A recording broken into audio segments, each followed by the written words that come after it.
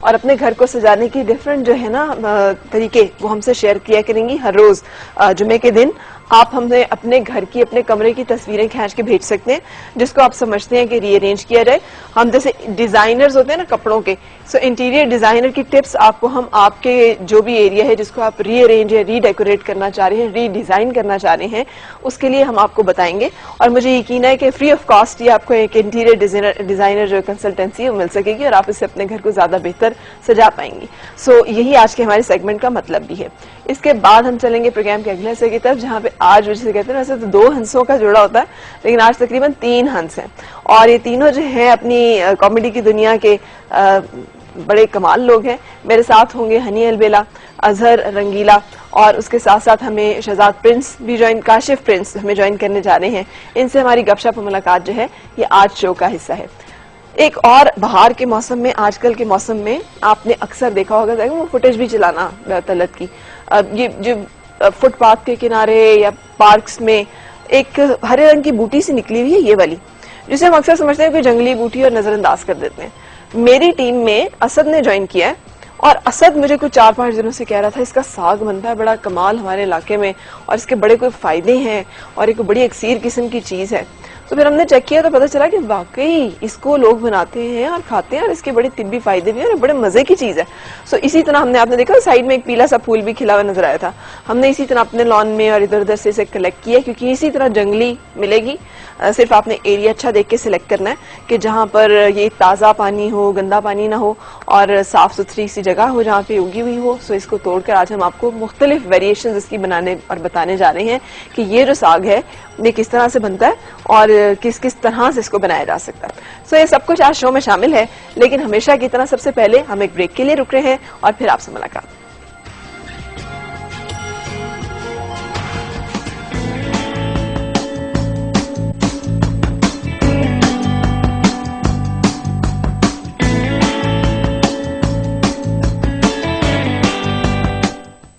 खुशामदीद और सुबह खैर जनाब। अपने घर को सजाना, संवारना, खूबसूरत नजर आना उसका एक खातून के लिए बहुत अहम होता है, इसलिए इसके जो ख्वाब है, जो उसके ख्वाबों की महवर मरकज है वो उसका घर होता है। मुझे यकीन है आपको इससे बहुत दिलचस्पी होगी और इसी को सामने रखते हुए हमने आज का सेगमेंट जो है ये लेकर आए हैं आपके लिए। इंटीरियर डिजाइनिंग, उससे मुतालिक मुख्तलिफ कॉन्सेप्ट है, जगह बड़ी है या छोटी है, पैसा ज्यादा है या कम है, इन बातों से इतना फर्क नहीं पड़ता जितना फर्क इस बात से पड़ता है कि क्या हमें समझ है जो हम करना चाह रहे हैं, हम उसके बुनियादी असूलों से वाकिफ हैं। और यही बातें हम इस सेगमेंट में हमेशा आपके साथ किया करेंगे। जो मेरे साथ करने के लिए हैं इरम इमरान, बहुत अच्छी आर्किटेक्ट है और उसके साथ साथ इंटीरियर डिजाइनर है। अस्सलाम वालेकुम। कैसी है इरम? ठीक। फराह, आप बताएं कैसे? Thank you very much. अब आपसे मुलाकात हर जुम्मे वाले दिन रहा करेगी और मैं अपने व्यूअर्स को बता रही थी कि आपने अपना किचन, ड्राइंग रूम, बेडरूम, बच्चों का कमरा, लाउंज, सिटिंग रूम, कुछ भी रीअरेंज करना है, एक तस्वीर खींच के सिर्फ आप हमें हमारी फैन पेज पे भी भेज सकते हैं, हमारे ईमेल एड्रेस पे मेल कर सकते हैं और हम उस तस्वीर को प्रिंट आउट लेकर उसमें जो गलतियां हैं उनकी आपको निशानदेही कर देंगे कि ये चीजें इनको आप ऐसे कर लें, तो फिर आप तब्दीली देख सकेंगे और उस तब्दीली का आपको अंदाजा भी खुद भी नजर आएगी। So it's a very good option है, इसलिए कि हमें अमूमन लगता है कि इंटीरियर डिजाइनिंग तो बड़ी आसान सी आराम सी कोई चीज है। बिल्कुल आसान है फरा, इसमें कोई शक नहीं।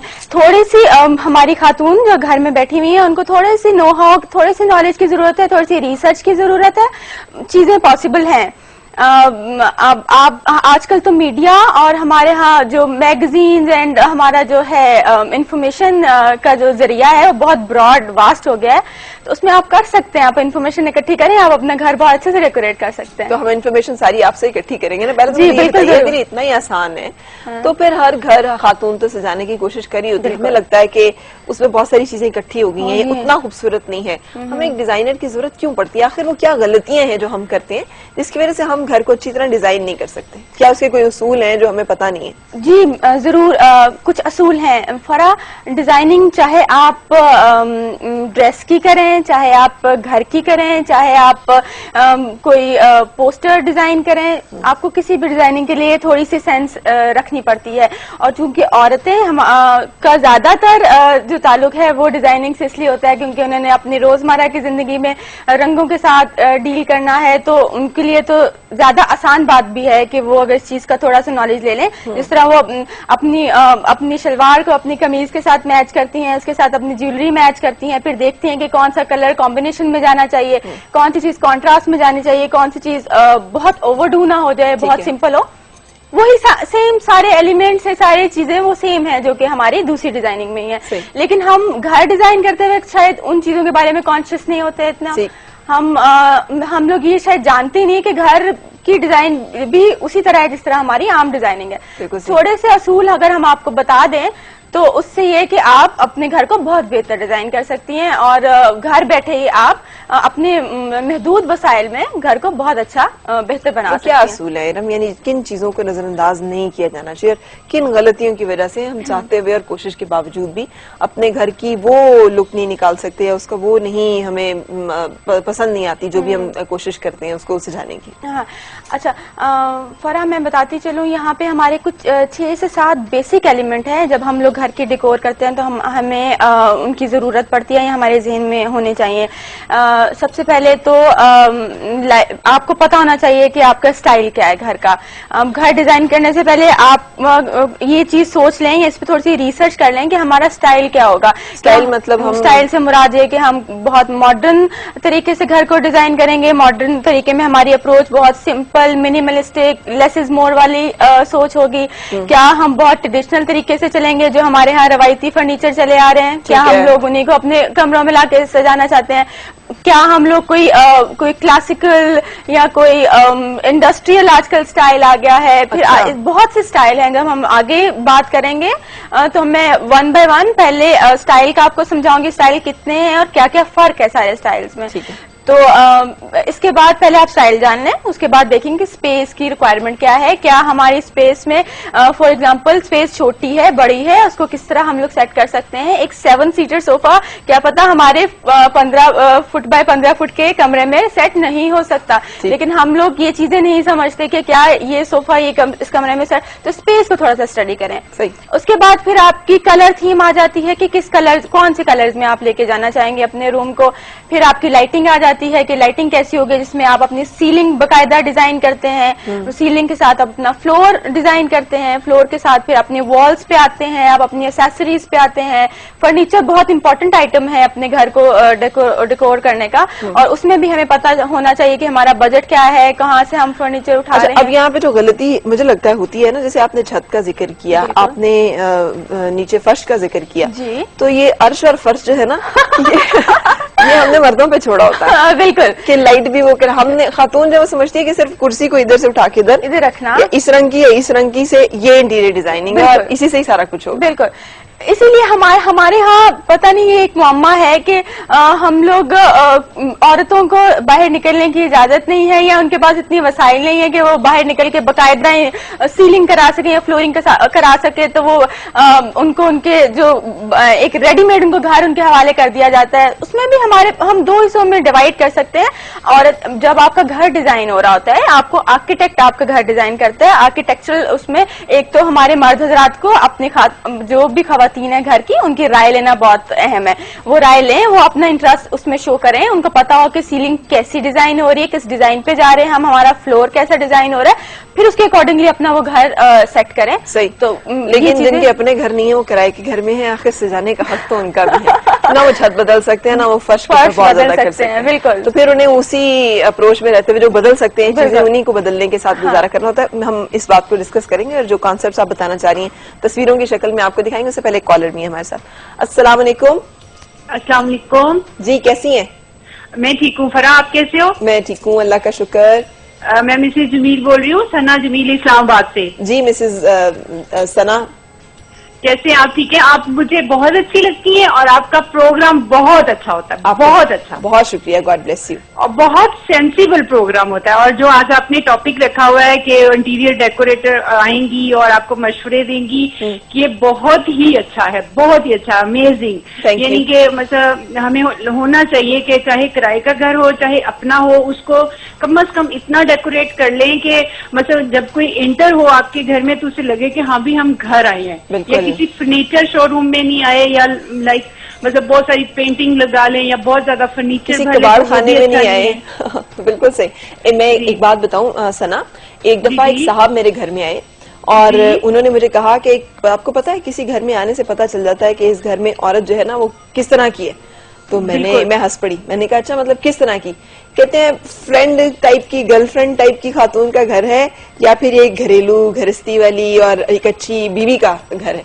मैं हैरान हो गई उनके इस कमेंट पे, इसलिए मैं समझ रही थी वो सुगड़ और इस तरह के नाम लेंगे, लेकिन उन्होंने ये एक डीप जिसे कहते हैं ना फिलॉसफी का भी जिक्र किया। सो मेरा ख्याल है ये बात बिल्कुल उन्होंने बिल्कुल सही कहा कि वो आपके मतलब स्टाइल से, आपके घर से पता चलता है कि इस घर की खातून जो है ना वो किस मिजाज की। बिल्कुल बिल्कुल बिल्कुल। बहुत शुक्रिया, थैंक यू सो मच, आप साथ रही। और सना देखा बिल्कुल ठीक है। देखिए उन्होंने कितनी काम की बात की कि हम लोग फर्नीचर शोरूम ना बना लें अपने घर को। और ये ज्यादातर हमारे यहाँ लोग ही मिस्टेक करते हैं कि अगर आपका बजट हाई है या आपके पास वसाइल हैं कि आप अच्छा फर्नीचर खरीद सकते हैं तो आपको जो पसंद आता है आप उठा के घर में रख लेते हैं। ऐसा नहीं होना चाहिए और ऐसा अच्छा भी नहीं लगता। आप अपनी स्पेस को देखें कि कौन सी चीजें वहां पे अच्छी लग रही हैं। जरूरी नहीं कि पूरा महंगा से महंगा फर्नीचर ला के रख के आप अपना आप रिफ्लेक्ट कर लेंगे। एक अच्छी डिजाइन सेंस के साथ भी आप अपना आप रिफ्लेक्ट कर सकते हैं। बिल्कुल सही, यानी अपनी चादर देख के पाँव फैलाएं और अपने हिसाब से। अच्छा, ये कुछ कॉन्सेप्ट्स हैं जो कि आपने डिस्कस किए हैं। जी फरा, ये कुछ गलतियां हैं जो हम लोग करते हैं। हम अमूमन ये कर रहे होते हैं और इसकी वजह से हम लोग हमारा घर का लुक नहीं अच्छा निकल पा रहा होता, जिसके साथ हमें ज्यादा हमारी अंडरस्टैंडिंग नहीं होती कि हम लोग क्या क्या गलती कर रहे हैं। सबसे पहले नंबर पे कि हम रोशनी का गलत इस्तेमाल। जैगम साहब, ये तस्वीरें जरा बड़ी होकर स्क्रीन पे आ सकती हैं ताकि व्यूअर जो है उनको देखने में आसानी हो उन्हें। जी अच्छा, रोशनी का जिसका गलत इस्तेमाल। अब लाइटिंग बहुत इंपॉर्टेंट फैक्टर है हमारे इंटीरियर्स का। लाइटिंग को इस्तेमाल कैसे करना है हम में से बहुत कम लोग जानते हैं। हमारे यहाँ विंडोज होती हैं, हम कर्टन लगा के वो लाइट ही खत्म कर देते हैं। हम लोग को ये नहीं पता कि नेचुरल लाइट की कितनी अहमियत है, हम उसके साथ अपना रूम कितना लिट कर सकते हैं। अच्छा, 1 मिनट के लिए यहाँ पे रुकेंगे इरम, ब्रेक के लिए रुकेंगे और फिर हम आ रहे हैं वापस। ठीक है।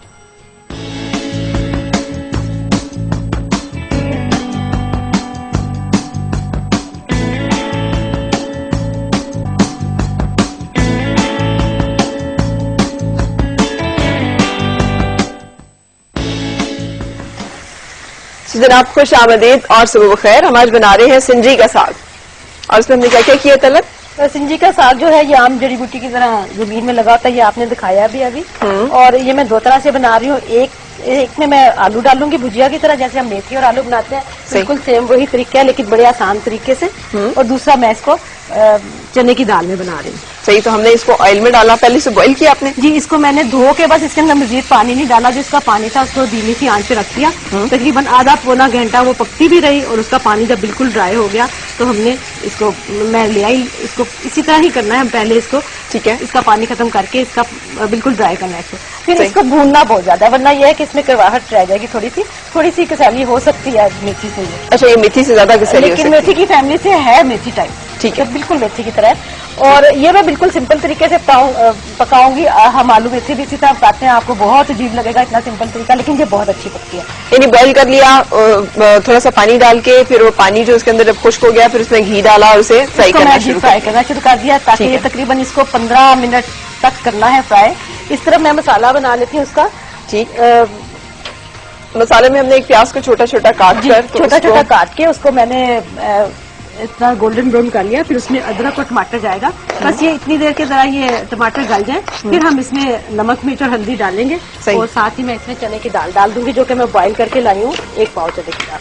ठीक है, और चने की जो दाल है उसको आपने क्या करना है? चने की दाल को इस मसाले में डाल के पहले ये डाल के भूनूंगी, फिर उसमें चने की दाल मिक्स करके उसको थोड़ी देर हम हरी मिर्चें वगैरह डाल के दम कर। और चने की दाल फुल बॉयल है? फुल बॉयल है, बिल्कुल फुल बॉयल है, क्योंकि इसको हमने बस 10 मिनट दम पे पकाना है। और तो इस तरह ये आलू के साथ और चने की दाल दोनों चीजों के साथ एक फर्क तरीके से जो है वो बन जाएगी।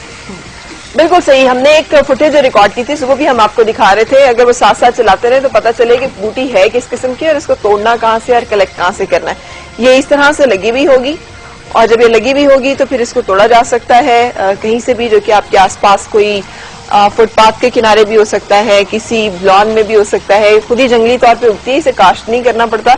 और बड़ी इसके फायदे हैं। जी, बहुत फायदे हैं इसके। क्या फायदे हैं इसमें? आसाबी कमजोरी में अच्छी है। अगर खाना किसी को लगे कि हम खाते तो हैं लेकिन हमें कोई फर्क नहीं पड़ता। लगता नहीं है, जो आम एक लफ्ज बोला जाता है, लगता नहीं है जो खाते हैं। सीने की बलगम को निकालती है, फेफड़ों का सांस लेने का अमल ठीक करती है और मैदे को नरम रखती है, जोड़ों के दर्द के लिए मुफीद है। बल्कि हकीम साहब भी हमारे साथ हैं, हकीम रिजवान नहीं बल्कि आज हम किनसे बात करने जा रहे हैं तलब? कादरी साहब जो है उनसे हम बात करेंगे, ज़हूर फजल कादरी साहब से। ठीक है, ज़हूर फजल कादरी साहब से भी हम बात करेंगे और उनसे हम पूछेंगे कि इसके क्या फायदे हैं, जिसे सिंजी का साग हम कहते हैं। जी ठीक, ये है इसकी मतलब ताजा ताजा बताजा। ये देखिए बिल्कुल मेथी है और इसके पीले रंग के फूल होते हैं छोटे छोटे से। ये अगर धूप इन पे होती तो ये खिले होते छोटे फूल, लेकिन छाव में ये बंद हो जाते हैं और ये बिल्कुल मेथी की तरह, मेथी से थोड़ी सी छोटी होती है। और आपको पता है मेरे गांव में ये बकरियों को डालते हैं। पर आप देखें रोड साइड पे आजकल औरतें सारी चुन रही होती हैं और हमारे तो अपने लोन में यहाँ पे, यहाँ हमारे टीवी की है जनाब, ये चैनल की मेथी, ये हमारे चैनल की मेथी और ढेर सारी किसी भी जगह पे आपको मिल जाएगी। सुबह जैसे कहते हैं ना ताजा, और इसमें कोई फर्टिलाइजर नहीं डाले हुए, इसमें कोई खाद्य नहीं है, कोई इस तरह की चीजें नहीं है कि जो हमें पता हो कि ये हमारे लिए मुज़र है। साफ पानी में खुद ब खुद रॉ ये उगती है और फिर इतना जड़ी बूटियां और हरियाली हमें नजर आ रही होती है, हम अक्सर बहुत खुश हो रहे होते हैं देख के कि ये बड़ी अच्छी हरियाली है इसकी। बिल्कुल ठीक। तो अब यहाँ पे क्या है, इसमें मैं साथ ही ये डाल देती हूँ ताकि ये बुनती रहे ना। बिल्कुल ठीक। बाकी की जो है तो हमने इसमें ये ऐड कर दिया। अब क्या डालने जा रहे हैं? नमक, मिर्च और हल्दी वगैरह इसमें ऐड करते हैं। इसमें भी ज्यादा मसाले नहीं है। ठीक, नमक है, मैं इसको 1 टीस्पून डालूंगी क्योंकि इसमें नमक थोड़ा ज्यादा हो तो अच्छा नहीं लगेगा। बिल्कुल सही, बहुत ज्यादा नहीं होना चाहिए। अस्सलाम वालेकुम, क्या हाल है आपका? अच्छा जी, लाल मिर्च गई, ठीक है। जीरा साबुत इसमें जा रहा है 1 टीस्पून। ये आप देख लें क्वांटिटी तकरीबन आधा किलो के करीब है ये, और 1 पाव दाल है इसमें, और 1/2 टीस्पून इसमें हल्दी चली गई। ठीक, और धनिया पाउडर 1 टीस्पून भर के। सही। अच्छा, ये अब यहाँ पे अच्छी खासी ये भुन गई है ये वाली। अब इसमें हमने इसको थोड़ी देर भूनना है जी। और फिर इसमें दाल ऐड करनी है। दाल ऐड करनी है और दैट्स इट जी। वो उसको हम दम पे रखेंगे, बस टमाटर जरा थोड़े से और हो जाए। अच्छा, मेथी को भी इन्हीं वेरिएशंस के साथ बनाया जा सकता है? पर हम लोग जो बनाते हैं ना इस तरह बनाते हैं। मसाला ये मसाले के साथ बन रही है, लेकिन आमतौर पे घर में, और मेथी का पूरा मजा अगर आपने लेना है तो इस तरह बनाए। ठीक है। ये इसको मैंने घी डाल के रख दिया, घी छोड़ दिया जब मेथी ने, तो थोड़ा सा हमने साइड पे इसको किया और इसके दरमियान में हमने सिर्फ नमक, मिर्च और हल्दी डालनी है।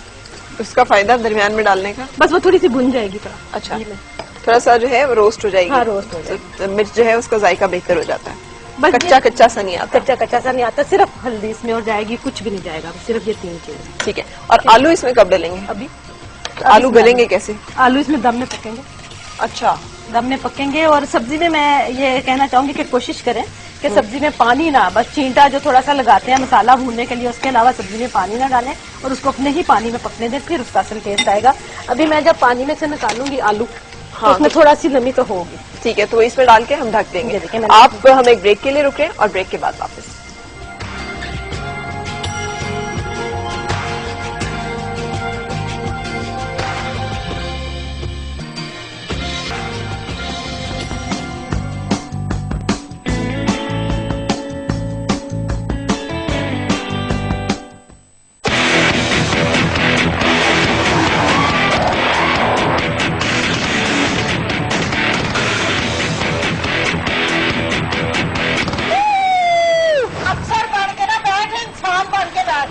में लुथड़े हुए हीरे को पहचानने के लिए बड़ी जोहरी की आंख चाहिए, क्योंकि पता हो कि हीरा है। Not everything in life depends on economics, but everything in life can be explained in economics. बालों के इश्तिहार में आ रहे हो कि शैम्पू वैम्पू को बेच रहे हो, इसलिए तो मैं बाल बड़े कर रहा हूँ, शायद कोई मुझे ले ले, मगर मुझे कोई लेता ही नहीं।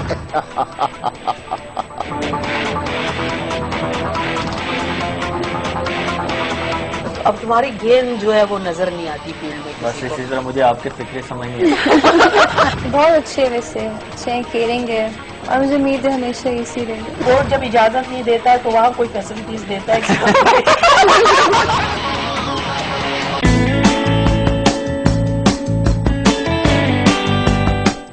जनाब खुश आमदीद और सुबह बखैर। हम रुके थे प्रेजेंटेशन के लिए क्योंकि तस्वीर जो है वो साइज से ज्यादा छोटी आ रही थी और हम चाह रहे थे कि ज्यादा बड़ी आपको नजर आ सके और आप देख सकें जिन चीजों और कॉन्सेप्ट्स के बारे में हम बात कर रहे हैं। ये रोशनी का गलत इस्तेमाल जिसकी हम बात कर रहे थे, रोशनी को सही तरह से इस्तेमाल नहीं किया गया और रूम जो है वो बिल्कुल वेल लिट नहीं है। हालांकि चीजें बहुत अच्छी पड़ी हुई हैं। चीजें अच्छी पड़ी हुई हैं, लेकिन अब हम नेक्स्ट पिक्चर में इसी को बेहतर करके दिखा दिया गया है कि चीजें भी थोड़ी सी इंटीरियर भी बदला गया है, लेकिन रोशनी को भी मजीद जो है बेहतर करके इस तरह का उसी रूम में लुक ला देने की कोशिश की गई है। बिल्कुल ठीक है जी। आप नेक्स्ट दिखाइएगा जी। ये भी रोशनी का एक दुरुस्त तरीका है कि हमारे यहाँ 3 से 4 किस्म की लाइट्स होती हैं, जिसमें एक्सेंट लाइट होती है, एक एम्बियंट लाइट होती है, एक तो लाइट की अंडरस्टैंडिंग होनी चाहिए कि कौन कौन सी लाइट है। कुछ हमारे एरियाज है जिनको हम ब्यूटिफाई करना चाह रहे होते हैं, कुछ एरिया हम ज्यादा लाइट रखना चाह रहे होते हैं, कुछ हम डार्क थोड़ा सा रखना चाह रहे होते हैं। ये हम लोग लाइट में वेरिएशन लाके एक रूम को बहुत मजीद खूबसूरत बना सकते हैं। बिल्कुल सिर्फ रोशनी के सही इस्तेमाल से है। जी बिल्कुल, हमारा जो रूम है वो एक कुशादा भी लगेगा और अच्छा भी लगेगा। बिल्कुल सही, लेकिन इसके लिए रोशनी जो है वो फिर छत पे आपने सारी जो लाइट सोर्स है यस वो ज्यादातर यस सीलिंग है और शैंडलियर हैंग हुए हैं, कुछ लैम्प शेड्स हम लोग ऐड कर सकते हैं। वो जब हम लोग रोशनी पे डिटेल पे बात करेंगे तो फिर मैं आपको बताऊंगी साथ साथ कि कौन कौन सी चीजें ऐड करके हम उसको अच्छा दिखा सकते हैं, बिल्कुल सही बना सकते हैं। तो इसके बाद क्या है? इसके बाद है जी फर्नीचर का गलत तरीके से रखे जाना। अच्छा, हम लोग रूम के साइज और फर्नीचर साइज का ख्याल रखे बगैर फर्नीचर को एडजस्ट कर देते हैं। अब आप इस तस्वीर में देखेंगे नेगेटिव स्पेस जो कि खाली एरिया है वो बहुत ज्यादा है और फर्नीचर एक वॉल के साथ है, तो ये गलत तरीके। आप देखेंगे आपका रूम साइज क्या है, आप उसके अकॉर्डिंगली अपना फर्नीचर खरीदें या उसके। और अगर जरूरी नहीं कि आपने ये देखें, ये भी गलत तरीका है कि आपने अपना एक एक्सेंट वॉल बना लें, एक फोकस एरिया बना लें और अपनी सारी सीटिंग उसके इर्द गिर्द होनी चाहिए, ताकि आप ये ना लगे कि आप कहीं किसी क्लासरूम में बैठ के लेक्चर अटेंड करें। देखिए ये सही तरीका है, ठीक है, कि कोई लेक्चर अटेंड कर रहे हैं, बल्कि लगे कि आप किसी रूम में बैठे हैं, बातचीत गुफ्तगू करने के लिए आप एक रूम में बैठे हुए हैं। ठीक है, ये देखिए बिल्कुल सही, ये भी एक सही तरीका है कि आपने सेंटर टेबल, आपका जो हमारा जो फायर प्लेस है that is a focal point of this picture और एंड एरिया। एक 3 सीटर है, साथ पे 2 सीट्स आपने रख के, तो you feel like to come and sit in the room and to talk. बिल्कुल तो ये एक नेक्स्ट हम बात करें। अच्छा, बेजा चीजों का रखे जाना जी। हम लोग ज्यादातर अपनी घर की पुरानी चीजों के साथ बड़े अटैच हो जाते हैं, घर से उनको नहीं निकालते, लेकिन चीजों की खास लाइफ होती है, उन लाइफ के हद तक उनको रखिए। आप समझ रहे हैं कि चीज पुरानी हो गई है, खराब हो गई है, तो उसको या तो किसी सेकंड हैंड उसमें दे दें या फिर आप अपने किसी कोई ज्यादा मुस्तहिक है तो उसको दे दें, लेकिन आप घर से निकालें अपनी पुरानी क्लटर मैनेजमेंट बहुत बड़ी मैनेजमेंट है। तो ये देखिए ये रूम, ये अब ये सही तरीका है कि चीजें सिमटी हुई अपनी अपनी जगह पे पड़ी हुई हैं और आपका डेकोर उसी से बेहतर लग रहा है। नेक्स्ट इमेज करिएगा, ये भी देखिए बुक्स भी हैं, लेकिन इसके लिए इरम हम वो अक्सर सुनते हैं ना कि लोगों से प्यार किया जाना चाहिए, चीजों को इस्तेमाल करना चाहिए। बिल्कुल जी, चीजें इस्तेमाल करने के लिए होती हैं, आप उसके एसोसिएशन जरूर होती है, हमारी चीजों के साथ मेमोरीज अटैच होती है, इस वजह से हमारी एसोसिएशन डेवलप हो जाती है, लेकिन स्टिल हम उनको रिन्यू कर सकते हैं या आप निकालना पड़े तो निकाल दें। अच्छा देखिए, एक ही रंग का भरपूर, हम लोग अक्सर औकात एक रंग सोचते हैं कि इस्तेमाल करना है तो हर जगह पे वही इस्तेमाल कर लेते हैं, जो कि गलत है। हम लोग को कोई ना कोई रंग कॉन्ट्रास्ट में या कोई रंगों में प्ले करेंगे तो हमारा रूम अच्छा दिखेगा, वरना एक ही रंग में वो बहुत बोरिंग और अच्छा नहीं नजर आएगा कभी भी हमें। फ्लोर एक जैसा, देखिए हमारा सोफा भी ऊपर उसी तरह का पड़ा हुआ है, तो हमें रंगों के साथ प्ले करना है दुरुस्त तरीका। अगर देखिए एक ही रंग का आपने रूम बना दिया तो कुछ ब्लू कलर इसमें ऐड करके, कुछ ब्लू के शेड्स ऐड करके चीजों को कॉन्ट्रास्ट दे दिया, रंग को कॉन्ट्रास्ट दे दिया, व्हाइट और ज्यादा अच्छा लग रहा है। ये देखिए अब रेड कलर इस पे रखा हुआ है उन्होंने, तो सारा व्हाइट और रेड के साथ वो व्हाइट की और ज्यादा अहमियत जो है ना वो हो गई है। नेक्स्ट ये दीवारों पे तस्वीरों का गलत, तस्वीरें दीवारों पे लगाते हैं हम लोगों को सब एक कॉमन प्रैक्टिस है, लेकिन किस तरह लगानी है, क्या अरेंजमेंट होनी है वो हम जानते नहीं है ज्यादा। तो जब तक आप मिक्स एंड मैच के साथ ज्यादा अच्छे नहीं है आप ना लगाइए। अगर आप समझते हैं मिक्स एंड मैच आप अच्छा कर सकते हैं तो फिर तो आप लगा लें, नहीं तो सेफ प्ले करें, एक ही हायरार्की में लगाएं, सिंपल फ्रेम्स, एंड ये बेहतर तरीका हो सकता है। ये एक बेहतर तरीका है पिक्चर्स को वॉल पे लगाने का। और ये बेहतर तरीका कैसे कि एक जितनी ही फासला है उनमें, एक जितना फ्रेम साइज है, बिल्कुल हार्मनी है, इवन कलर जो आपके जो पिक्चर्स हैं वो भी एक ही कलर टोन की हैं, ठीक है ना, और फ्रेम भी बिल्कुल सिंपल है, कोई ज्यादा फ्रेम में कलर्स नहीं है। तो इस तरह आप एक मिनिमलिस्टिक और सिंपल अप्रोच के साथ उसको सेफ रख सकती हैं। हम आपको बताएंगे आप किस तरह मिक्स एंड मैच भी कर सकते हैं। अच्छा, गैर जरूरी चीजों का रखे जाना, अभी हमारी कॉलर ने बात की थोड़ी देर पहले कि हम फर्नीचर शोरूम बना सकते हैं, जो कि आप इस तस्वीर में भी देख रहे होंगे कि फर्नीचर शोरूम बना लिया गया है जी। हमें जो जो चीज पसंद आई है, जितने पैटर्न्स अच्छे लगे, हमने सारे घर में लाके रखे हैं। ये एक अच्छा तरीका नहीं है कि अपना पर्सनल जाती टच लेके आए कि आपकी जात उसमें रिफ्लेक्ट हो रही हो। आपकी कोई हाथ से बनी हुई चीज, आपका कोई पसंदीदा कलर, आपकी कोई सोवेनियर जो अगर आप कहीं पे जाते हैं खरीद के लाते हैं, कुछ ना कुछ आपकी जात को रिफ्लेक्ट होना चाहिए। वो एक अच्छा तरीका है, क्योंकि कोई आपके घर में आएगा तो आप रिफ्लेक्ट अपना आप कर रहे हैं ना उसको। आप ये तो नहीं दिखा रहे कि ये फर्नीचर शोरूम में आइए, उठाइए, कुछ भी लेके जाना चाह रहे हैं, तो अपना आप जरूर लेके आए, अपनी पर्सनालिटी उसके अंदर रिफ्लेक्ट करे किसी ना किसी तरीके से। जिस तरह कुछ अपना पसंदीदा कलर, कोई अपना पसंदीदा पैटर्न, इवन कोई आपको फैब्रिक बहुत पुराना पसंद है, कुशन्स बना लें उसके, रख लें, क्या हर्ज है। ये जिस तरह अपनी पर्सनल पिक्चर्स आप लगाते हैं, ठीक है ना, तो उससे भी एक आपकी जाती एसोसिएशन और आपकी जात रिफ्लेक्ट करती है आपकी दीवारों पे और आपके घर पे, जो कि अच्छी बात है, होनी चाहिए ऐसे आपका अपना। अच्छा, स्केल और तनासुब का ख्याल नहीं रखते हम लोग समझते हैं लो हाइट सोफा ले लिया तो हमारी सारा फर्नीचर भी लो हाइट ही होगा। हम लोग ये समझते हैं, हमें जरा थोड़ा सा स्केल के साथ प्ले करना चाहिए कि थोड़ा हाइटेड चीजें, थोड़ी लो हाइट चीजें, थोड़ी माइल्ड उसमें लेके। ये देखिए, इसमें दिखा रहे हैं कि लो हाइट के साथ हम लोगों ने हाई बैक चेयर रख दी है, हम लोगों ने बड़े लैम्प शेड्स ऐड कर दिए हैं, सर्कुलर हम लोगों ने वहां पे एक मिरर फ्रेम लगा दिया है।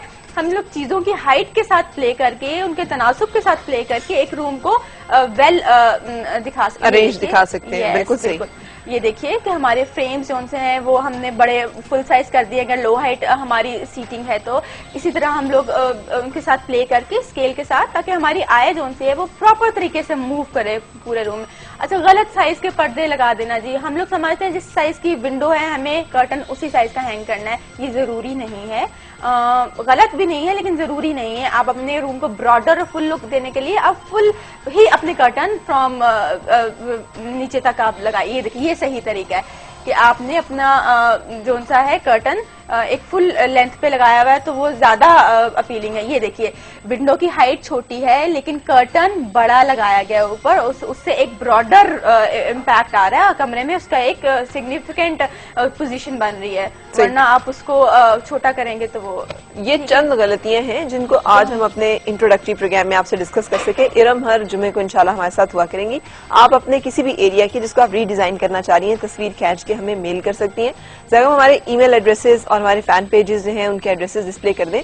यहाँ पर जब हमें आपकी तस्वीर मिलेगी तो हम उसको डिस्कस करके आपको गाइड कर सकते हैं कि क्या किया जाना चाहिए, कैसे आप पिक्चर भेजिए। कोशिश करें कि आप एक व्यू रात का ले लें, एक मतलब कि आर्टिफिशियल लाइट में ले लें, एक नेचुरल लाइट में ले लें। अगर साइज भी भेजने से बहुत अच्छी बात होगी। हम आपके रूम की गलतियां और अरेंजमेंट भी आपको बताएंगे कि क्या क्या बेहतर हो सकती है इसको बेहतर बनाने के लिए। बिल्कुल, तो आप भेजें और आप इंशाल्लाह आप बेहतर अपने घर पे महसूस करना शुरू हो जाएंगी। बिल्कुल, thank you very much Iram. और यहाँ पे किचन में हमारे सिंजी का साग जो है वो आलू के साथ भुजिया टाइप की पैटर्न पे है ना, तैयार है। इसमें मैंने हरी मिर्च डाली है और इसमें मैंने दाल डाल दी है, दाल डाल दी है, पे रख दिया है। सो ये दोनों। और वहाँ पे हम आज जवार की रोटी, मकई की रोटी बना रहे हैं। मैंने वो ये बताना था कि असल में हर एक मकई को जवार भी कहते हैं। अच्छा, जवार भी कहते हैं, हाँ। सो मकई की रोटी हम बनाने जा रहे हैं। रोटी बना रहे हैं और मकई की रोटी आमतौर पे थोड़ा सा बनाने में टूटती है क्योंकि इसका भुरभुरा सा आटा होता है इतना, तो इसके लिए बेहतर ये है कि आप प्लास्टिक की 2 शीट्स लेके उसके अंदर पेड़े को रख के उसके ऊपर रख के फिर आप उसको बेलें, ठीक है। और इस तरह हैंडल करना आसान होगा, इसको उठाना आसान होगा। यूं ही उठाएं और फिर इसको तवे के ऊपर डाल के। और आटा कैसे गूंदा है? आटे में मैंने थोड़ा सा गंदम का आटा मिक्स किया था क्योंकि ये बहुत ज्यादा थोड़ा मोटा आटा था मेरे पास। अगर बारीक हो ना आटा तो फिर जरूरत नहीं होती गंदम का आटा। बिल्कुल सही। सो हमारी जैसी रेसिपी प्रेजेंटेशन पे आएगी हम आपको दिखाएंगे कि किस तरह से आज सिंजी का साग जो है वो मकई के रोटी के साथ हमने डिस्प्ले किया है। आप इस साग को ही थोड़े दिनों के लिए होता है, जैसे धूप तेज पड़ना शुरू होगी खत्म हो जाएगा। हाँ, एक चीज पर मैं बताना चाह रही थी कि जब हमने इसको पानी से धो के निकाल के इसको जब पकाना है ना तो इसको कवर नहीं करना। अगर हमने कवर कर दिया तो ये बहुत कड़वा बनेगा। अच्छा, इसको कवर नहीं करना, इसको खुला पकाना। बिल्कुल सही। सो इस टिप को ध्यान में रखते हुए हम एक ब्रेक के लिए रुक रहे हैं अब, और उसके बाद आपसे मुलाकात होगी आज के मेहमानों के साथ। हनी अलबेला, अजहर रंगीला और काशिफ प्रिंस जो है हमसे मिलेंगे। सो ब्रेक के बाद मुलाकात।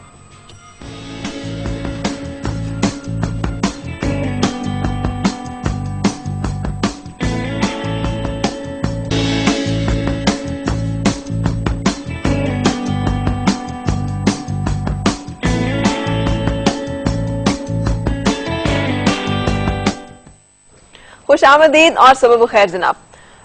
मेरे आज के मेहमान जो हैं हमारे लिए बहुत काबिल एहतराम, काबिल इज्जत, इसलिए कि हमने इनको कॉमेडी रोल्स परफॉर्म करते देखा है, हमारे चेहरों पे मुस्कुराहट बिखेरते हैं। और अब तो जैसे कहना, इनमें से दो तो ऐसे जिनका नस्ल दर नस्ल सेकंड जनरेशन है जो कि ये काम करते चले आ रहे हैं। सबसे पहले हम मिलेंगे हनी अलबेला से, जिन्होंने 1996 से पीटीवी के डिफरेंट प्लेस में परफॉर्म करना शुरू किया, फिल्मों में भी काम किया।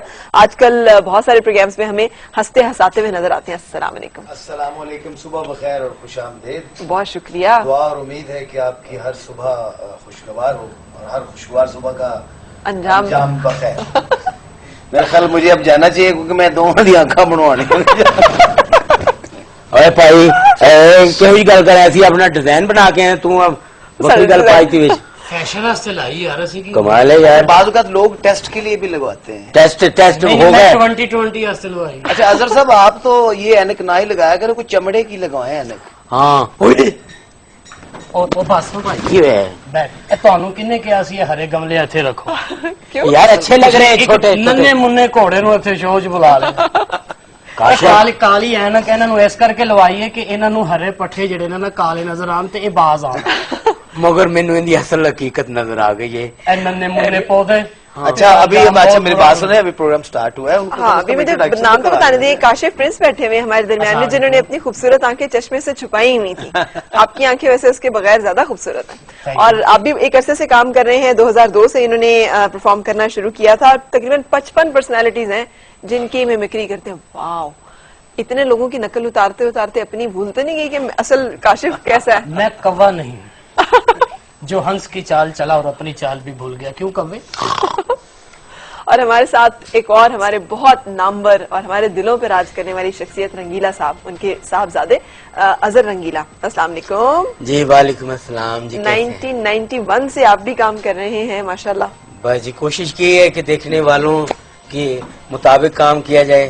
तो फनकार तो खुद कुछ नहीं होता, उसके प्यार करने वाले से बहुत कुछ बना देते हैं। और आपके वालिद से तो जो लोग प्यार करते हैं तो उनका तो एक देखें जी, वो तो जो थे आपके कहने का मतलब है कि वालिद साहब से प्यार कर उनका तो बनता है, आपके साथ क्यों कोई कर नहीं वही बात नहीं कि आप 91 से माशाल्लाह शोबिस से वाबस्ता हैं, तो आपको अभी भी नसीहत नहीं हुई।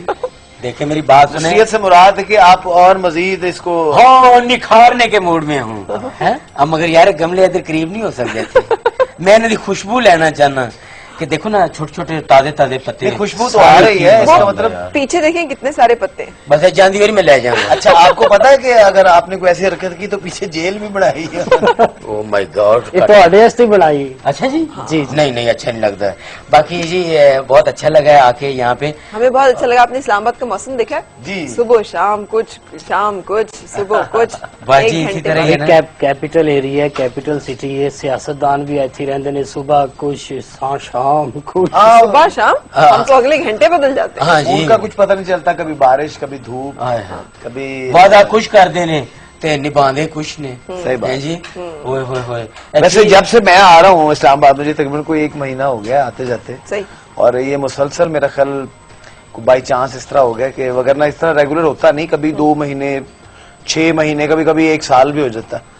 तो इस 1 महीने में जब से मैं आ जा रहा हूँ मुझे बड़ा ही अच्छा लग रहा है। और जब भी मैं आ रहा होता हूँ ना, या बारिश शुरू होती है या जा रहा होता है और बारिश शुरू हो जाती है। वाह वाह क्या बात है। बारिश का आपसे कोई रिश्ता है? जी कोई ना कोई गहरा। 1 महीने तो तुम यही देखने आ रहे हो कि बारिश आ रही है कि जा रही है। जा किधर रही है, त्या किधर रही है।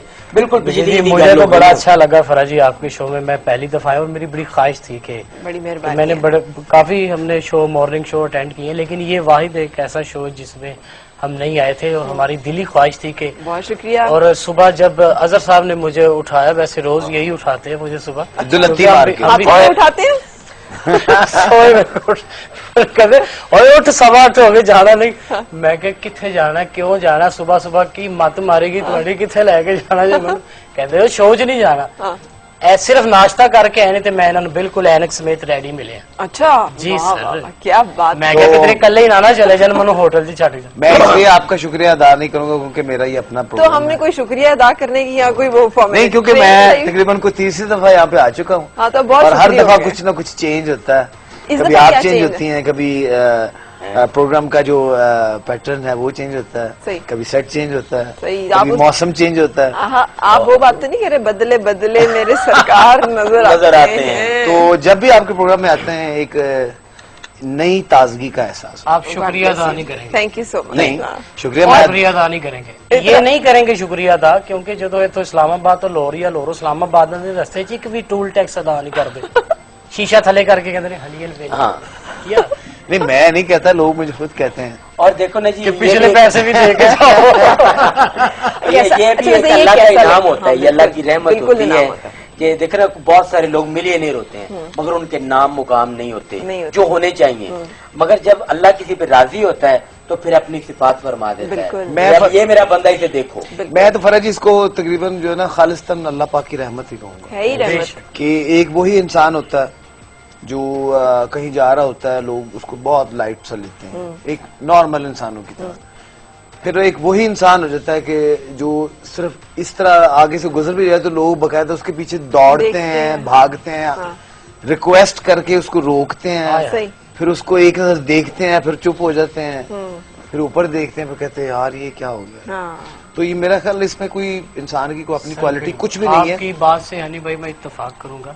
अजहर रंगीला साहब भी माशाल्लाह एक पर्सनैलिटी है, एक नामवर है। इन्होंने भी लोग दौड़ते ने पिछे, रोकते ने, फिर वेखते ने, फिर कहते ने तू ओही ने मेरे पैसे देने मेरे पैसे दे के जा, हल्के फुल्के, बड़ा अच्छा फील होता है इस तरह। ये तो अल्लाह ताला की सबसे बड़ी नेमत है। कनाडा में एक शो करने गए हम। आप कनाडा क्यों गए? बस जबरदस्ती। तो किथे गए? आजादी पूछल फड़ के चले गए।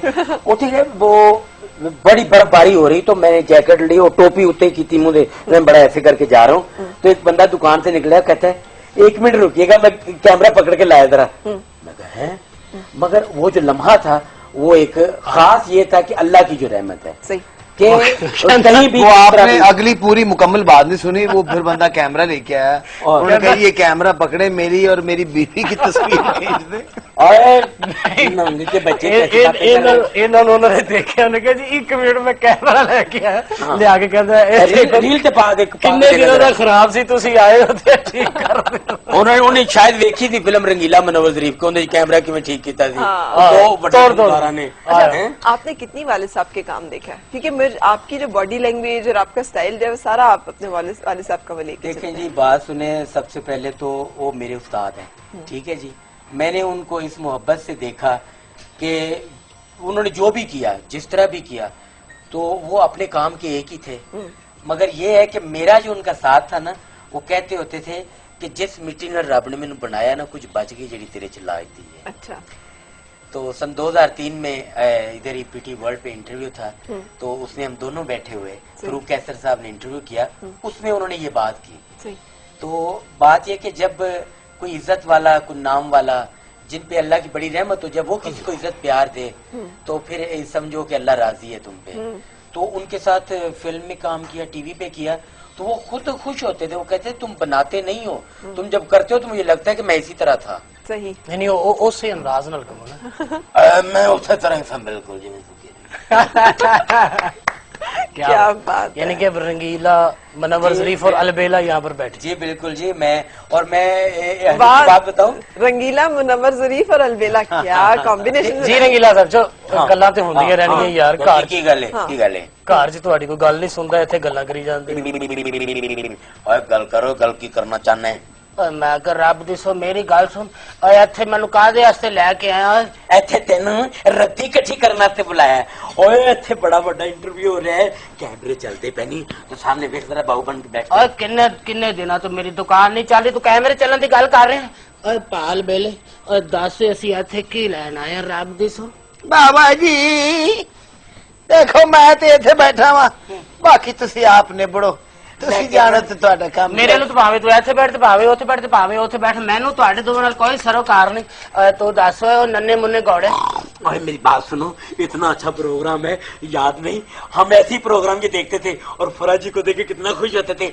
यार मैं कैमरा ना ले आया, एक फोटो ही बना, बल्कि मेरी फोटो है खिंच, उस तो बाद उन्होंने खिंची फिर।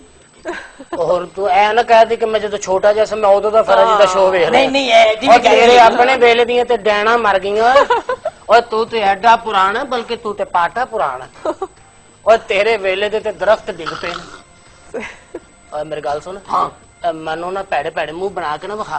मैं बना नहीं रहा, मेरा मोनोग्राम है, ऐसे तरह हो जाए। ले फिर चल सलाम अलैकुम। अच्छा जी, वाह मुनव्वर ज़रीफ साहब, आप भी बड़ी कमाल स्टोन में जाते हैं, क्या बात है। काशिफ में माशाल्लाह ये बड़ा अच्छा और बड़ा टैलेंटेड फनकार है बहुत, क्योंकि ये जो होती है ना मिमिक्री, इसमें बहुत ज्यादा मेहनत करनी पड़ती है फिर उसमें, और यानी कि कुछ ऐसे कैरेक्टर्स होते हैं कि जिनको आप देखते हैं और फिर यानी कि फ्यू सेकंड में ही आप उनको अडॉप्ट कर लेते हैं, उनकी टोन, उनका सारा मैनरिज्म जितना भी होता है। और ये माशाल्लाह शुरू से ही ऐसे थे?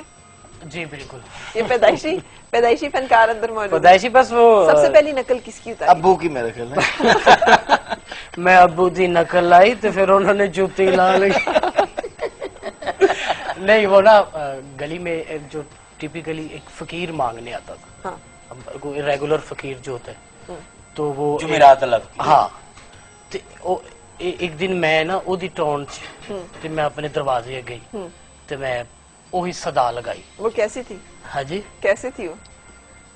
ए माई ए आटा दे दे, वो जांगली टाइप था। अच्छा, ना वो आरफ वाला टाइप। मैंने उसका इंटरव्यू किया। ए दे आटा देवे ना माई, तेरे बच्चा जेवा ना माई।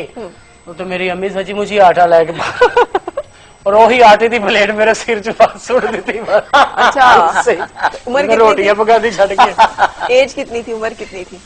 उम्र उस वक्त मेरा ख्याल में 5 में था। अच्छा गुड, 5 में था। तो फिर आपने क्लास बताई, आपने उम्र बताई?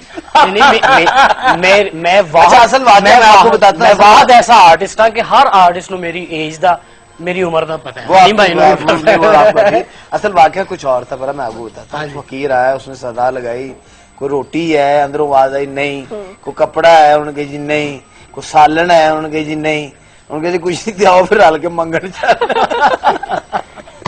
इस वजह तेन फैटी पई। देखो ना अजहर रंगीला साहब फकीर आके कहता अजहर साहब अल्लाह के नाम से मैंने कुछ दो, अंदरों साइकिल करके झूठे देने ला पे। और मैं क्या कोई ना कोई दइए ना जी। तो मिमिक्री जो है उसके बाद मैंने मुनव्वर ज़रीफ साहब की सबसे पहले जो आर्टिस्टों में मुनव्वर साहब की मैंने तो वो मिमिक्री जो शुरू की, फिर उसके बाद चलते चलते काफी 50-55 लोग। जी मैं आपको एक छोटा सा मैंने एक स्किट बनाया वो मैं आपको सुनाता हूँ कि इंडिया में गया, लाफ्टर चैलेंज में भी मैं गया, लेकिन एक दफा ख्वाब में भी चला गया। जब अभिषेक बच्चन की शादी थी तो हकीकत में अमिताभ बच्चन ने किसी को नहीं बुलाया हुआ था, सिर्फ राहत फतेह अली खान साहब गए थे। तो ख्वाब है कुछ भी हो सकता है। इंडियन फनकार भी थे, पाकिस्तानी फनकार भी थे। खाने की टेबल पे जब फनकारों की बारी आई तो खाना खत्म हो गया था, एक प्लेट पड़ी हुई थी, उसमें एक समोसा पड़ा हुआ था, एक रसगुल्ला पड़ा हुआ था।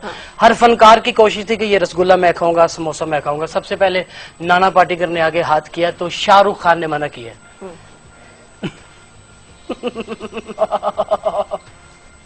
हाथ रोक लो अपना ना तो।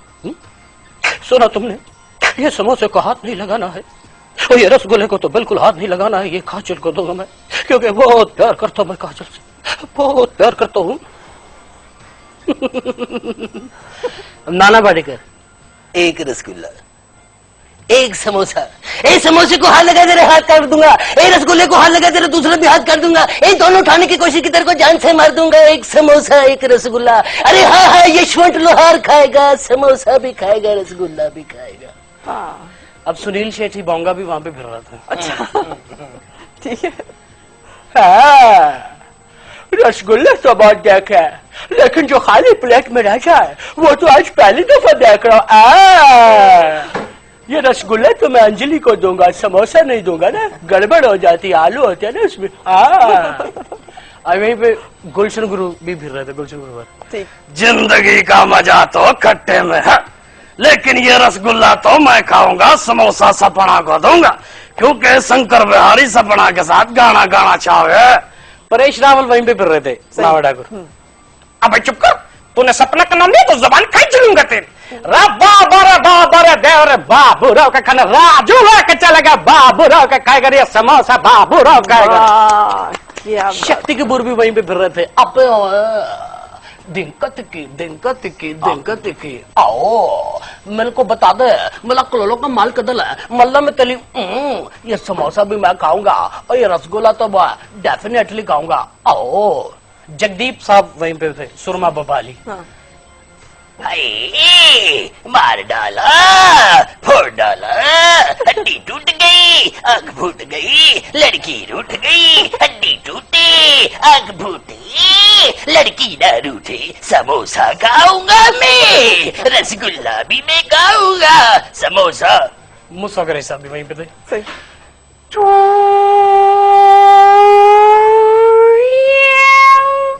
पाकिस्तानी फिल्मों का बैकग्राउंड म्यूजिक। ओ अच्छा।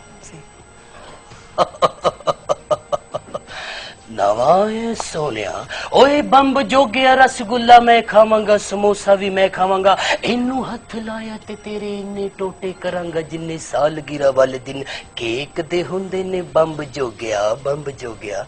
अब वहाँ पे बड्डा हो गया, अमिताभ बच्चन साहब आगे, साथ में ओम प्रकाश साहब, शराबी फिल्म के मुंशी जी, नमक हलाल के दद्दू।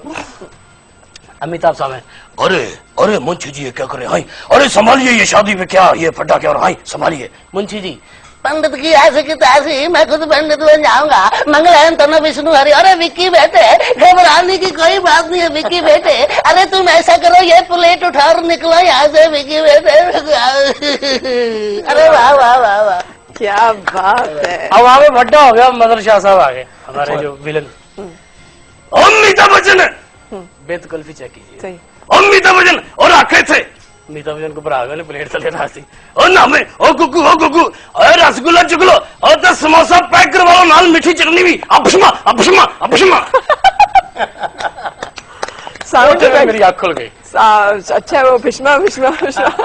मैं क्या ख्वाब जो मैंने ना पहन लो अपन। साउंड इफेक्ट्स भी बड़े कमाल हैं यार, क्या बात है, क्या गला, क्या जहन। जितनी वेरिएशन है हमारे इंडस्ट्री में, जो बड़े लोग थे, जो हमारे बड़ी पहचान है, जैसे मदर शाह साहब का इन्होंने नाम लिया, सावन साहब भी अपने एक मुनफरिद स्टाइल से मशहूर थे, और अलियास कश्मीरी साहब हैं, सावन साहब, उनका आना जाना वो एक फिल्म में मैंने देखा, वो जो अपने सावन साहब हैं, तो वो ऐसे बन्ने बन्ने आ रहे हैं, तो उनकी जो बहन है वो शहर से पढ़ के आई है, बन्ने बन्ने आ रहे हैं। हाँ बन्ने बन्ने जा रही है, तो उन्होंने जो सावन साहब जा रहे हैं, तो अपने हवारियन दे नाल कहंदे ने, ओए नामिया, ओए पता करो मुठियार कौन है, कौन है। तो कहते चौधरी साहब तुम्हारी भैन से शहरों पढ़ के आई है, बकवास ना कर रहे, कह कर रहे करे, इथों दा माहौल कुछ और है।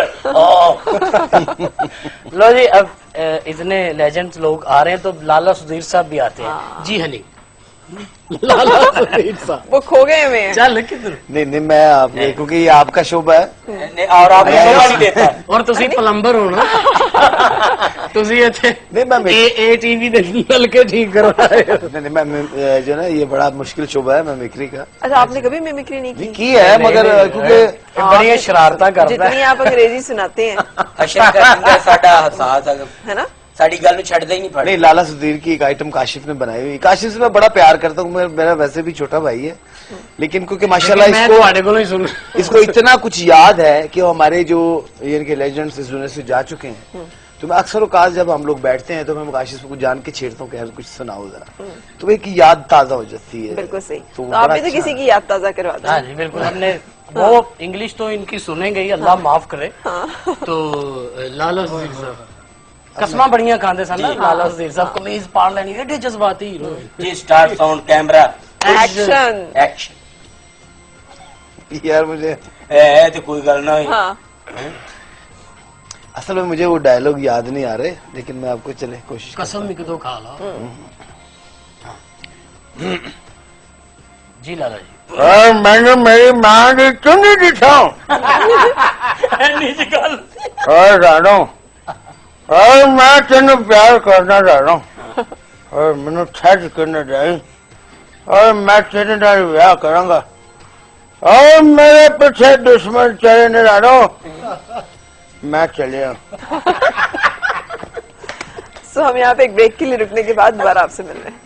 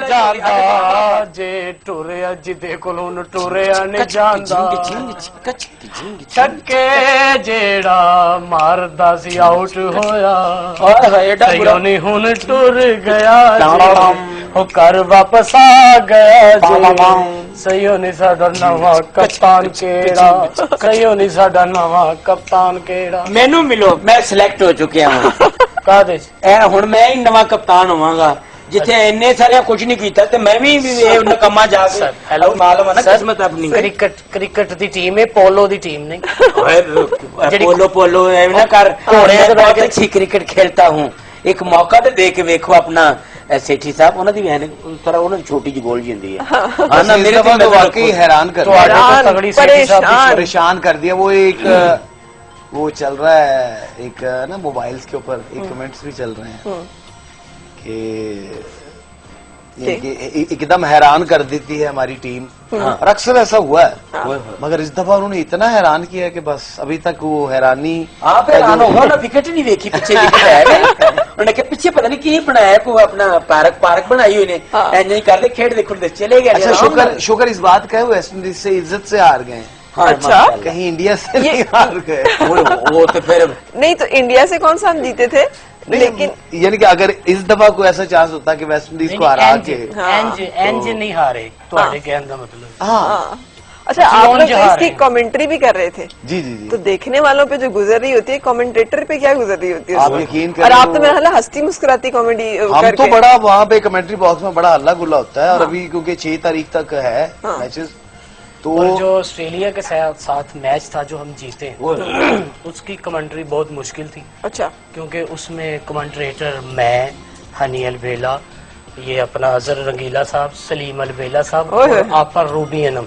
और रूबी अनम साहिबा मेरे नाल बैठे सन तो वो कमेंट्री कट ते मैं उन्होंने घुट बहुत होश करो छक्का बज गया वो ही लिसन कर रहे हो और होश करो बेहोश होना मेनू ना बखा छक्का बज गया मगर ये वाकई बड़ा मुश्किल काम है क्योंकि देख के हम लोग तो वैसे मैच देखते तो डाउन हो जाते हैं मगर उसके साथ कमेंट्री भी कर रहे हैं लोगों का हौसला बढ़ा रहे हैं अच्छा वैसे दौर कितना बदल गया अब हम सियासत भी सुनना चाहते हैं तो आप कहते हैं हंस के हमें खबर सुना दें मैच जो है वो भी आप लोग हमें हंस के कमेंट्री सुना दें हम कोई संजीदा चीज नहीं चाहते कितने उदास हुए हैं कितने उदास खुशियां तलाश कर रहे हैं परेशानी और यहाँ पे सॉरी से मैं एक बात जो बड़ी जरूरी आ गई कितनी बात है कि हम लोगों का कंट्रीब्यूशन या हम हमारे बड़ों का ठीक है जब से पाकिस्तान बना है खैर से आज 64-65 साल हो रहे हैं किसी भी हुकूमत ने आके खुले दिल से फनकार के लिए कुछ नहीं किया इतनी इनकी वीरान जगह पड़ी है इतनी बेकार पड़ी है किसी को मरला दे दे को अपना घर बना ले आप यकीन करें आप निकल पड़े इतने सीनियर हमारे लोग इतने नामवर लोग जिन्होंने फन को जिंदगी दे दी मगर अपना घर नहीं बनाया फिक्र नहीं किया क्योंकि फनकार जो होता है ना वो जोड़ने वाला नहीं होता वो मोहब्बतें बांटने वाला होता है तो आज ये कुदरती ये बात होगी कि आपने निशान देखी कि अगर सियासतदान की बात होगी तो हमसे उम्मीद करते हैं कि हंस के बताओ हैं तो किसी तरह भी मगर ये एक बड़ा जरूरी है जहाँ बहुत सारे लोग मनसब पे हैं और बड़ा कुछ कर रहे हैं उनको चाहिए कि किसी के बाद उसका बेनिफिट शो हो उसको जिंदगी में उसकी खुशियां और हक दे दिया जाए बिल्कुल बिल्कुल ये अजहर रंगीला साहब ना फराज जी के प्रोग्राम के जरिए ना कुछ मंगना चाह रहे मंगना नहीं ये मेरा हक है हम नेचुरल हैं हम पाकिस्तानी अल्हम्दुलिल्लाह और आपको मुबारक हो क्या हुआ आपको मुबारक हो थैंक यू वेरी मच आपकी तमाम दरख्वास्त रद्द कर चुके और बस नहीं है गमलत में दे दे और बहुत सारी दरखास्तों की तरह नहीं असल में ना बस कॉमेडी में इसलिए डाली ये बात क्योंकि ये बड़ी बड़ी आर्टिस्टों ने बात की लेकिन सुनवाई नहीं फायदा ही कोई नहीं अब नहीं जी नहीं क्यों नहीं फायदा हम ये मैं आपको बात बताऊं हम सबकी बात कर रहे हैं आप इनसे उम्मीद यानी कि ना लगाएं हाँ क्यों वजह अगर आपने उम्मीद लगानी है ठीक है ना तो अपने रब से लगाएं बेशक जो उनको भी दे रहा है जो हमें भी दे रहा है बिल्कुल सही ये लेकिन हनी कुछ काम जो है ना हुकूमतों के अल्लाह पाक फरमा रहे हैं अल्लाह पाक फरमा रहे हैं कि मैंने दिया है तो बांट दो अल्लाह पाक फरमा रहे हैं कुरान पाक में मैंने दिया है तो बांट दो देखिए जिसका हक है अच्छा ऐनक तो उतार ले ऐनक लेडीज ऐनक लाई है पिछले हफ्ते का मैं कह रहे नहीं मान रहे जल्दी में नगाली ऐनक बंदे की होती है एक फैन थी बड़ी अच्छी जी अचानक की तो मैं बाजार गया सब्जी लेने तो मुझे चाहिए थे अपना खीरे तो वहीं पे मुलाकात हो गई तो उन्होंने कहा मैं क्या आपको पेश करूं, मैं जो भी दिल करता है। उन्होंने अपनी ऐनक उतार के मेरे चेहरे मुबारक पे लगा दी। झूठ बोल रहे हैं, इन्होंने ऐनक चुकी है।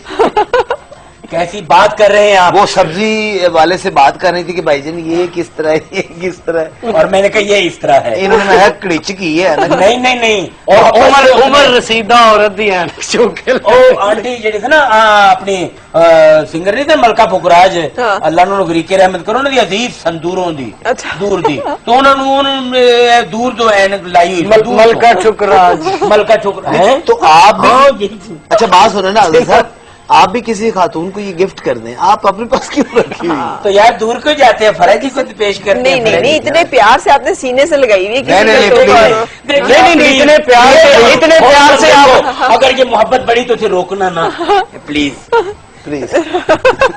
नहीं मैं तुम्हारी पूंछ छल तो फाड़ लिया वापस। नहीं प्लीज प्लीज गिफ्ट कर दो। बागा टिलियां कर मौका मिले इजहार दा, वो दिल बना हुआ है ये तो। हाँ जी दिल दिया है, जहाँ भी देंगे है सनम तेरे लिए। लो जी वेरी गुड हो गए हैं, शुक्र अल्हम्दुलिल्लाह। या अल्लाह सोचना किससे मेरा मोचना, इस ऐनक से जान एक सेकंड, यही गल ऐनक कह रही है मेरी, ये देखो छुट गई। आप एक दफा जरा लगा के अच्छी लगी। मैं भी लगा लूं? क्या बात है माय गॉड, बहुत अच्छी। आप यकीन करें ऐनक असली जगह पे पहुंच। और यार यही है बंदा बंदे का दारू है, और बंदा बंदे का वसीला नहीं, ऐसी बात दो दिल किसी ने आपको दिए। देखे अच्छा नहीं लग रहा है। अच्छा प्लीज दो ना यार। नहीं रख ली प्लीज प्लीज। और फयाज आप जे ओ औरत है इन्होंने मिल गई जिन्ना दी इन्होंने चुकी है। नहीं ऐसी बात गल नहीं है कि नहीं। देखिए बात अलग है, अदर साहब को अंपायर से ना चमड़े की चमड़े दी वो जो आपकी असल है ना कुछ होती होगी। खैर देखे जी, जहाँ इतनी सारी बातें देखे आवाज के बगैर, साथ कुछ नहीं, साथ के बगैर आवाज। एक गीत बहुत अच्छा, हमारे बड़े प्यारे सिंगर जो हैं सजाद अली साहब, हमारे मुल्क का वकार हैं, हमारी बड़े अदब की जगह पे हैं, और बड़े मेहनती, क्या बात है, नफीस आदमी है जी। उनका एक गीत है बहुत अच्छा, जो कि जब हम सुनते हैं तो हमसे तो गाया ही नहीं जाता, मगर ये हमारा दोस्त गुनगुनाता है तो हम टीरे हो जाते हैं। कैसे हो जाते हैं? इस तरह करके। अल्लाह दी कसम, कल इन्होंने गाया तो गाना मेहंदी हसन साहब की आवाज से लाया। और मैं क्या खुदा दा वास्ता सजाद मेहंदी ने भी गाया। देखे ना मेहंदी साहब अल्लाह पाक उन्हें गरीके रहमत करे, बड़े फनकार थे। तो मैंने कहा, मैंने सोचा अगर वो गाते तो किस तरह गाते? किस तरह? हम दोनों वर्जन आपके साथ शेयर करते हैं। हर जुल्म तेरा याद है, भूला तो नहीं हूँ। एक ब्रेक के बाद।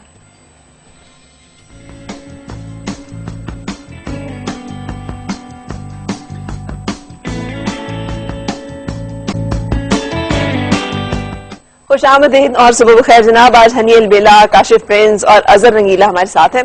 गाना सुनाए कोई। मैं डूब रहा हूँ अभी डूबा तो इंशाल्लाह नहीं हूँ भाई जी।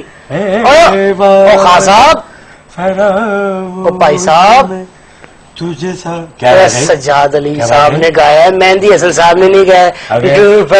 तो नहीं हूँ एवं विंगे जी में मुंह ना बनाओ, सजाद अली साहब ने गाया है, हनी अलवेला साहब सुनाएंगे। ठीक है, एक बड़े आदमी की बात हुई है तो ओवर टू बड़ा आदमी, ये आप सुनाएंगे। हनी अलवेला के लिए तालियां और thank you very much ji.